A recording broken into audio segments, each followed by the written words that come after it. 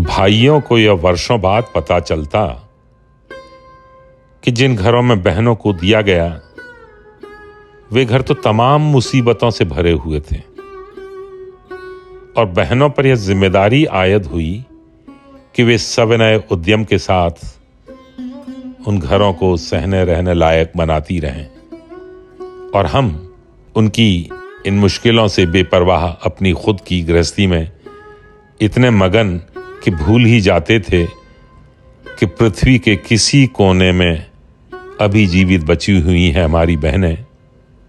बीच में इतने लंबे खामोश अंतराल होते ही थे, फिर वे किसी दृश्य में, किसी स्वप्न, किसी खुशी या संकट में अचानक उपस्थित हो जाती, अपने होने के भ्रम को पुख्ता करती, हमें अपने किसी ऐसे जीवन की याद दिलाती जो खत्म हो गया था और उसका अभिलेखागार भी किसी रहस्यमयी आग में जलकर कब का नष्ट हो चुका था।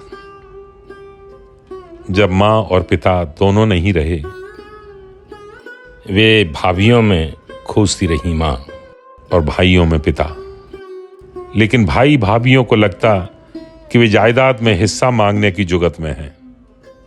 फिर वे हताश गायब हो जाती अपने ही अरण्य में और अंतराल और लंबे हो जाते और अधिक खामोश।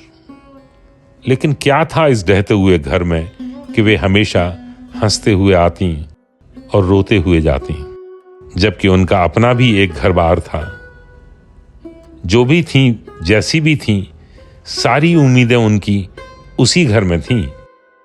बावजूद इसके कि उनकी दाढ़ें दुखती थीं, टूट रहे थे बाल, पीठ में उठती ही रहती थी दर्द की लहर और जांचों में निकलते थे नए नए रोग।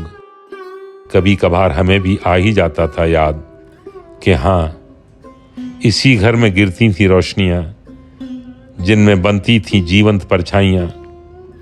अब न यह वैसा घर रहा और न रोशनियों के पर्दे और न वे परछाइयां जो दरअसल हमारी बहनें थीं।